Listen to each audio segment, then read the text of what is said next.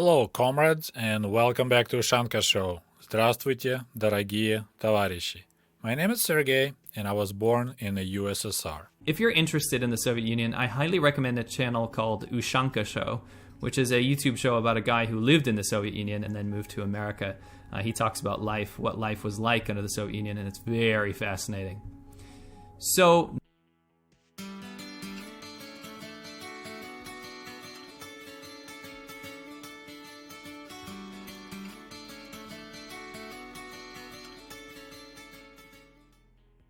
Okay, so today I would like to talk some more about children labor in the Soviet Union, the topic that we covered quite a bit in my previous video. And I would like to tell you my own story about being sent to the collective farms to harvest cabbages, carrots, and beets. As I expected, there were quite a few comments about that it's actually a good thing to teach kids some manual labor, to send them out in the fields so they can learn what is the life of agriculture work is. But then we coming up with the question, do we need government in order to teach kids those skills? Because apparently parents cannot. Such a discussion about the benefits of the manual labor is kind of similar of discussion of the benefits of the military draft. So young men can learn discipline and other skills by being drafted and spending a year or two in the army. Anyway, so here's my story about working as a student out in the fields, picking different crops. I went quite a few times with my class when I was 14, 15, 16. And we were happy to go and harvest because you're out of class. And, for kids, we also hated school. So that was kind of fun to be out in the fields and picking. I remember picking cabbages, that's for sure. And there was only one person in our class that never went with us. It was a Jewish girl, and she always brought a medical document, so she had some kind of medical condition. And that was kind of strange because she was doing physical education, no problem. She looked healthy, but she never ever went with us to pick cabbage or carrots. After finishing high school in 1988, I applied into Kiev Polytechnical Institute, so it's kind of like a university. And I passed entry tests. We had to, it was a free education, but you need to be smart enough to pass entry tests, which was math, physics, and Russian literature. And after I was admitted, I was told that everyone would be going to help in the collective farms for 2 weeks. The problem was that I had a surgery scheduled in the last week of August, and we had to go for 2 weeks of August, so the last and one before the last. So when I brought that paper from my doctor stating that I have a surgery scheduled, the guy in charge said, "Oh, no problem, you don't have to go at all." And I said, no, wait. I would like to go, but I only can work for 1 week because I thought it would be really bad idea if guys will be working and I'll be away, and then when I go to class, they'll be like good friends. They already spent 2 weeks together working together, and I'll be like outsider. So I wanted to go and work with them and only leave when I had to leave. And we worked not far away from Kiev, so we lived in kind of like a barracks. Had showers. They fed us. They have a separate like stolovaya dining hall, so we'll have breakfast. Then we out in the fields. I believe they fed us out there, and then we have dinner back at the place. And that was a hard backbreaking work. I mean, all day. I remember definitely we've been harvesting sugar beets. Then several days later, I volunteered to work at the vegetable, like a warehouse. We call it baza. So there'll be trucks arriving with different onions, watermelons, and we had to unload the truck, reload trucks. And I like that job way better because we actually had a roof above our heads. We could take breaks, waiting for the truck, and then if we had watermelons, we could crack a couple of those open, and I had the best watermelons in my life. But worth mentioning that we were paid. So when I was in school, it was a free child labor. Now, when I became a student, they actually were paying us. I believe initially there was like a set amount per day, and I don't remember how much. 5 rubles, maybe 10 rubles per day.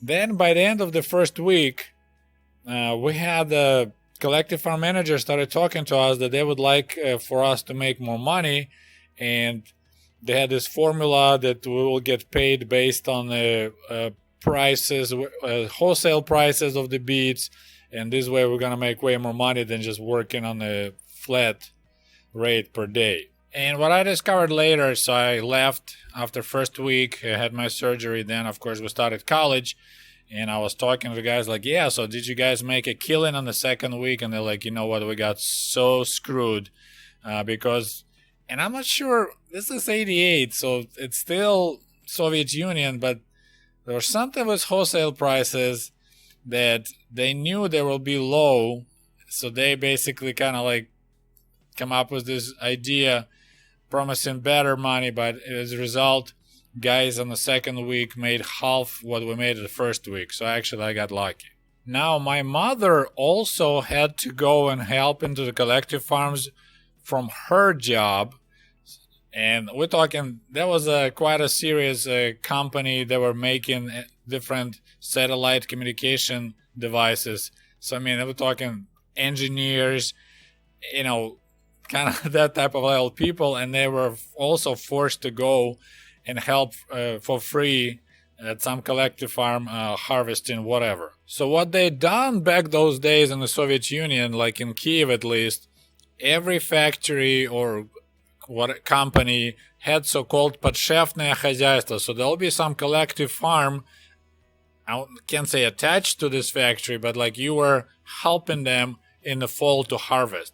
So every factory had some kind of collective farm around Kiev that we were required to go in the fall and help. And usually it was done on the weekends. So because I know I could go and help. If they'll be done during the weekdays, I was in school. So what was happening, like they didn't care who actually went. So for example, in the department, if there's 20 people, there should be 20 people going to the collective farm. So I would just substitute my mom, so she stays home, and I would go and work in the fields, but for the check mark, you know, my mom worked it. Or if she will bring me along, the next time she could skip it because 2 people worked instead of 1. So that was kind of the way I was helping my mom to deal with this extra duty so she can take care of the things at home. And once again, these workers weren't paid for harvesting beets or tomatoes, cucumbers, but as the little bonus, we were allowed to take some home. So I remember bringing home a bag of cucumbers or 3-4 heads of cabbage. One time we were picking tomatoes, and they were so green, and I didn't realize that this is a variety that gets ripe, and turns red and good. So I didn't bother to get any for myself, but one guy picked too many, and he was told he can't bring home so many, so he offered me to take half of it. I was like, sure. So I brought home a lot of really nice green tomatoes that we left on the balcony, and then we ate them later when they got ripe. And quite a few viewers asked the question, why? Why did we have to do it? What was going on out in the country, in the villages, that we had to send school children or students or workers to harvest crops? Well, main reason, of course, agriculture is seasonal work, right? So they don't need a lot of people pretty much most of the season, but then when it's time to harvest cherries, apples, you need a lot of people. And here in America, you have the seasonal workers, a lot of them, of course, Mexicans, that just travel around the country and harvest crops. We didn't have that in Soviet Union, so that was their solution. You get seasonal workers by forcing people out of cities, go out in the country and help. But of course, the main reason was that they had a horrible shortage of workers out in the country, because in the Soviet Union, the worst life was out in the villages for collective farm workers. Until 80s, they even weren't paid for work. There was also free slave labor. You were required to work so many days a year at the collective farm if you're a member of that collective farm. So you don't own anything. Supposedly you're part of the collective farm, so it's like a cooperative, but it's not yours, but you're required as a member of collective farm to give so many days of labor free of charge. So this is why like my parents, my mother, my dad, like they were pushed pretty much almost by their parents to leave and go to cities because life was so miserable out in the country, and city offered a decent job, days off, and getting paid, and of course better living conditions because you had running water and bathrooms and showers in your apartment. When out in the villages, pretty much everyone had outhouses and they had to cook in a wood burning stove. Like villages in the Soviet Union were like 50 years, maybe almost 100 years behind the cities. Like I show this picture many times, I believe. If you follow me on Instagram, you should be familiar with this photo. This is my dad plowing fields before planting potatoes. This is like early 1980s. I mean, Soviet Union achieved so much in space, in military, in industries, and out in the country, people still plow fields with horses in 1980s. And it's not even their horse. They had to go and borrow a horse from the collective farm. So the Soviet agriculture sector was horribly ineffective, wasteful,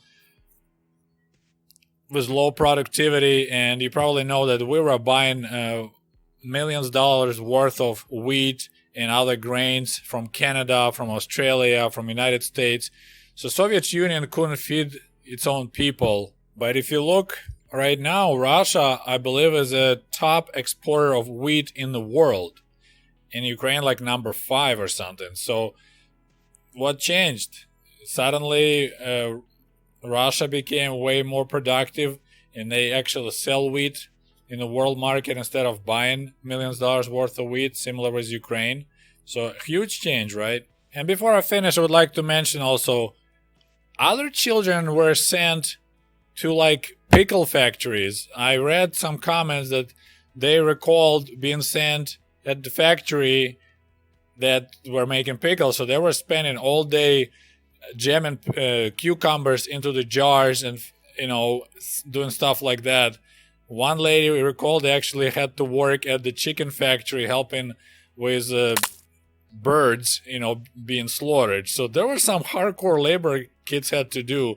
Like I had an easy way of, you know, harvesting beets. So this is what I recall about working for free and helping collective farms while I was a kid. I hope you guys enjoyed the story.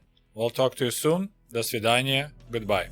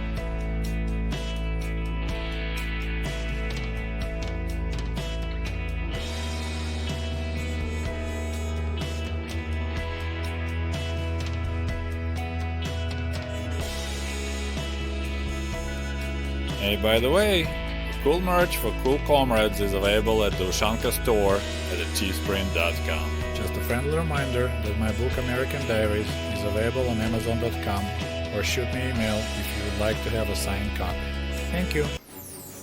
And if you love my channel and would like to show your support, please click on the link below this video and become the patron of the Ushanka Show. For as little as $1, you can help us grow and create the new, interesting videos about the life and